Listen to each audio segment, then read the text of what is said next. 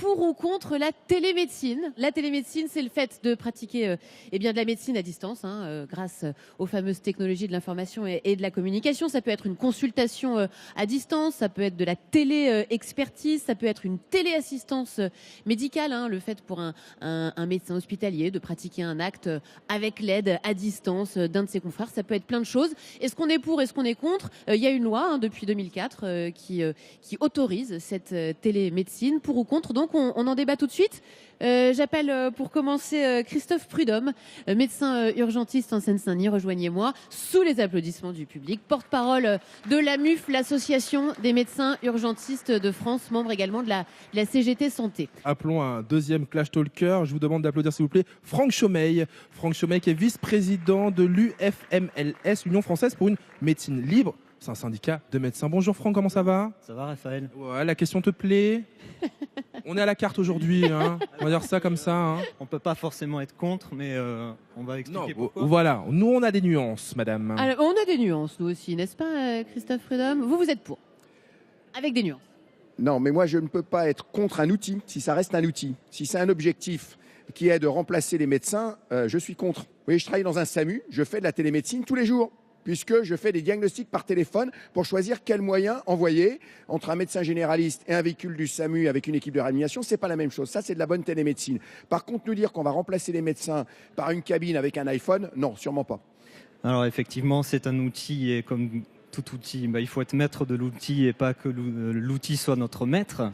Actuellement, pour nous, les médecins de ville, on ne sait pas si on va pouvoir pratiquer la télémédecine puisque c'est en phase de négociation conventionnelle et on voit fleurir des acteurs privés effectivement qui s'emparent du marché et qui vous proposent des actes de télémédecine, un médecin en 5 minutes disponible avec 1 mois offert si vous parrainez quelqu'un. Avec 1 mois offert. Avec 1 mois offert. Comme les machines à laver, les clubs de sport. Voilà, donc là on a une distorsion d'accès aux soins. On a des patients CMU, comment auront-ils accès à ce genre de télémédecine? CMU, couverture médicale universelle, voilà, pour les plus défavorisés.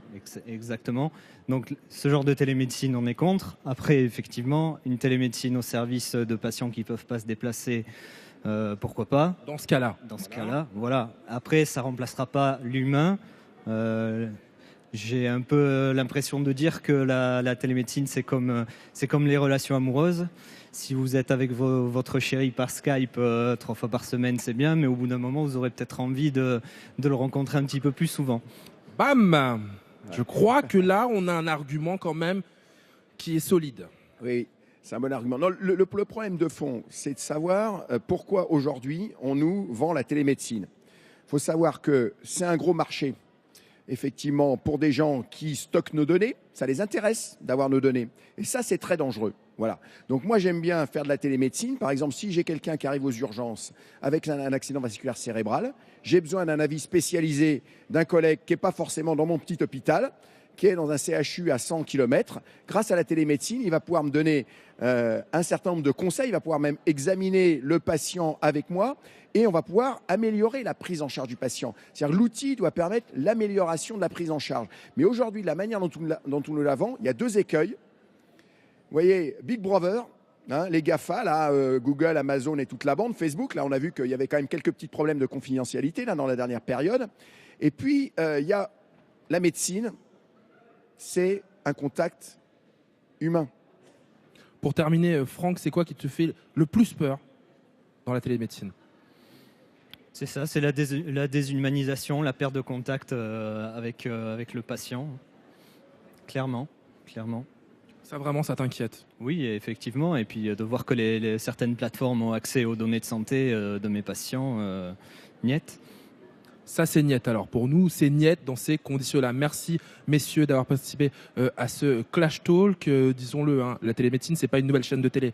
Votre chaîne de télé, c'est François, la chaîne parlementaire. Là, on regarde Flash Talk. N'essayez pas de chercher sur votre télécommande, ça n'arrivera pas.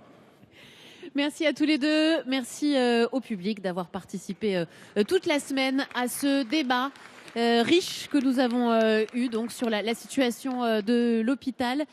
Rafale, un dernier tweet, c'est Bien ça? sûr, évidemment, puisque l'émission s'arrête, mais pas le débat. Il continue sur les réseaux sociaux, sur le hashtag FlashTalk. On nous dit, à défaut de s'en foutre, l'hôpital risque bientôt de faire la charité. Triste pour un pays qui avait fait de la santé des citoyens une priorité après la Seconde Guerre mondiale. Merci à tous, on se retrouve très vite sur François et la chaîne parlementaire pour d'autres débats citoyens. Salut!